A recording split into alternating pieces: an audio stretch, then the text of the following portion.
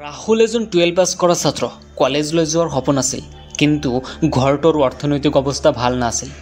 তেওঁৰ বন্ধু বান্ধৱীহে কলেজলৈ গ'ল কিন্তু ৰাহুলে নিজৰ বাবে এটা ভিন্ন পথ বাছি ল'লে। তেওঁ ঠিক কৰিলে পঢ়াৰ লগতে নিজৰ এটা সৰু ব্যৱসায় আৰম্ভ কৰিব আৰু আজি তেওঁ নিজৰ কামত সফল। ঘৰখনো চলাইছে, নিজৰ হাতত উপাৰ্জনো কৰি আছে। এনেকুৱা ষ্টৰী আমাৰ চাৰিওফালে বহুত হৈ আছে। আপোনালোকে যদি 12 পাছ কৰিছে আৰু আপোনাৰ ভিতৰত এটা ইচ্ছা আছে যে নিজে কিবা এটা কৰিবলৈ, তেন্তে আজি মই ক'ব বিচাৰি আছোঁ 12 পাছ কৰা ছাত্ৰ ছাত্ৰীসকলৰ বাবে top 10 business idea. Top 10 business আইডিয়াৰ ভিতৰত প্ৰথমটো হ'ল গ্ৰাফিক ডিজাইন। গ্ৰাফিক ডিজাইন নামটো শুনিলে ভয় খোৱাৰ কোনো প্ৰয়োজন নাই। এইটো বহুত চিম্পল আৰু এইটো আপোনাৰ হাতৰ মোবাইলৰ দ্বাৰাও কৰিব পাৰে। ইয়াত কি ডিজাইন কৰিব লাগে? ইয়াত ইউটিউব থাম্বনেল, বেনাৰ, পোষ্টাৰ ইত্যাদি ডিজাইন কৰিব পাৰে। আৰু যদি উন্নত ধৰণৰ শিকিব বিচাৰে তেনেহ'লে এটা কোৰ্স কৰি ল'ব পাৰে আৰু তাৰ পৰা শিকিব পাৰে। এতিয়া কম, এই গ্ৰাফিক ডিজাইন কৰিলে টকা কেনেকৈ আহিব? চাওক, এই পৃথিৱীত যিমান দ্ৰুতগতিত আগবাঢ়ি আছে সিমানে অনলাইন শ্বপ, কণ্টেণ্ট ক্ৰিয়েটৰ আৰু ডিমাণ্ড বেছি বাঢ়ি আছে।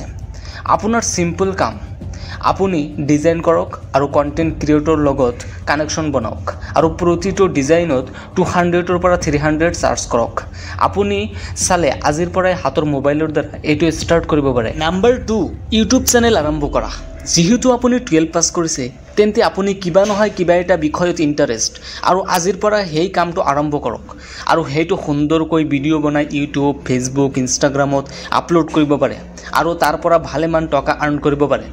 আপোনাৰ স্কিল বা ইণ্টাৰেষ্টৰ বিষয়ে শক্তিশালী কৰক আৰু সেইটো মনিটাইজেশ্যন কৰক আৰু মাহত লাখ টকা উপাৰ্জন কৰক। আপুনি চাই আছে এই ভিডিঅ'টো মই এডিট কৰিছোঁ আৰু লৈ আহিছোঁ আপোনালোকৰ মাজত। এতিয়া যিমান আপোনালোকে ছাপোৰ্ট কৰিব সিমানে মোৰ চেনেলটো গ্ৰ' হ'ব, তেতিয়া অলপমান টকা উপাৰ্জন কৰিবলৈ সক্ষম হ'ম। ঠিক তেনেকৈ আপুনিও ষ্টাৰ্ট কৰিব পাৰে আজিৰ পৰাই আৰু আপুনি বিষয়টো কেটাগৰী চিলেক্ট কৰি ল'ব পাৰে আৰু সেইটো আজিৰ পৰাই ষ্টাৰ্ট কৰিব পাৰে ভিডিঅ' আপলোড কৰিবলৈ আৰু তাৰ পৰা টকা আৰ্ণ কৰিব পাৰে। Number 3, video' editing. আজিকালি ভিডিঅ' এডিটিং বহুত আপাৰ লেভেলত আছে কাৰণে এটা ভিডিঅ'ৰ স্ক্ৰিপ্ট অনুসৰি কেনেকুৱা এডিটিং হ'ব সেইটো নিৰ্ভৰ কৰে আৰু তাতকৈ বেছি নিৰ্ভৰ কৰে আপোনাৰ থিংকিং, ভাৱনাৰ ওপৰত। আপোনাৰ ভাৱনা যিমান ভাল আপোনাৰ এডিটিং সিমান ভাল। এতিয়া ভিডিঅ' এডিটিং কৰি টকা কেনেকৈ উপাৰ্জন কৰিব আৰু এটা বিজনেছ তৈয়াৰ কৰিব কেনেকৈ? ইয়াত আপুনি কণ্টেণ্ট ক্ৰিয়েটৰ যেনেকুৱা ইউটিউবাৰসকলৰ লগত যোগাযোগ কৰিব লাগিব আৰু তাৰ পৰা অৰ্ডাৰ আনি ভিডিঅ' এডিটিং কৰিব আৰু ভিডিঅ' এডিট কৰাৰ কাৰণে মানুহ ৰাখিব পাৰে। প্ৰথমতে নিজেই কৰিব লাগে। এতিয়া প্ৰশ্ন হ'ল ফেমাছ ইউটিউবাৰসকলৰ লগত যোগাযোগ কেনেকৈ কৰিব? তেতিয়াহ'লে শুনক, আপুনি আপোনাৰ জিমেইলত এটা একাউণ্ট বনাওক আৰু ইউটিউবাৰবিলাকৰ অফিচিয়েল ইমেইল আইডিত কোল্ড SMS কৰক আৰু ইমেইল কৰক, চেম্পল দেখুৱাওক আৰু তাৰ পৰা অৰ্ডাৰ পাওক। বহুত ল'ৰা ছোৱালীয়ে আজি তেনেকুৱা কৰি আছে আৰু বহুত টকা আৰ্ণ কৰি আছে। Number 4, online tuition class. আপুনি যদি পঢ়াব বিচাৰে তেন্তে সৰু সৰু ল'ৰা ছোৱালীক অনলাইনত যিকোনো এটা প্লেটফৰ্মত পঢ়াব পাৰে, যেনেকুৱা গুগল মিট, ফেচবুক গ্ৰুপত পঢ়াব পাৰে।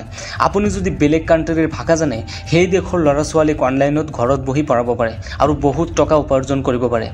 অকল অনলাইন টিউশ্যনেই নহয়, অফলাইনো কৰিব পাৰে। আপোনাৰ চাৰিওফালৰ ছাত্ৰ ছাত্ৰীক পঢ়াব পাৰে, লগতে এটা ৰুম ল'ব পাৰে আৰু সেইটো ৰেগুলাৰ কৰি থাকিলে ল'ৰা ছোৱালী আহিব আৰু পঢ়িব। এইটো আপোনাৰ কাৰণে বহুত ভাল হ'ব।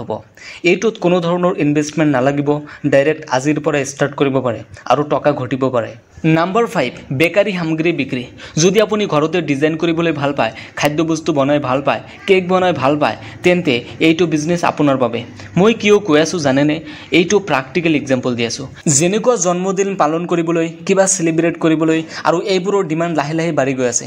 আপুনি কেকৰ ভাল ভাল ডিজাইন কৰি দোকানত দিব পাৰে আৰু আপোনাৰ কেক ভাল হ'লে ডাঙৰ ডাঙৰ দোকানৰ পৰা অৰ্ডাৰ পাব আৰু তাৰ পৰা ভালে পৰিমাণ টকা উপাৰ্জন কৰিব পাৰিব।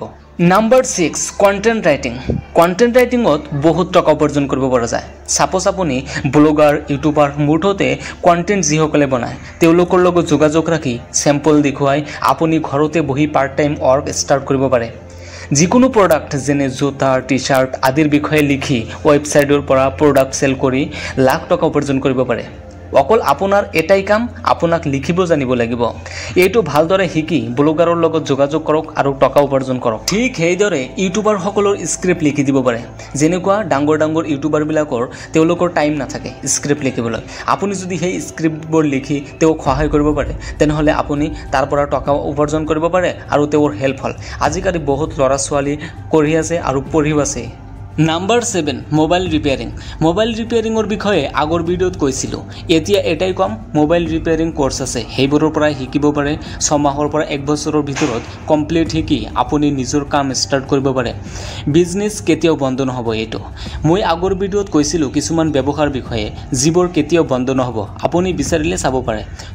মোবাইল ৰিপেয়াৰিং শিকি মানুহক শিকাবও পাৰে। চাওক, এই পৃথিৱীত কোনো কাম বেয়া নহয়। লাজ পাই থাকি বহি থাকিলে পেটত ভাত নোসোমায়।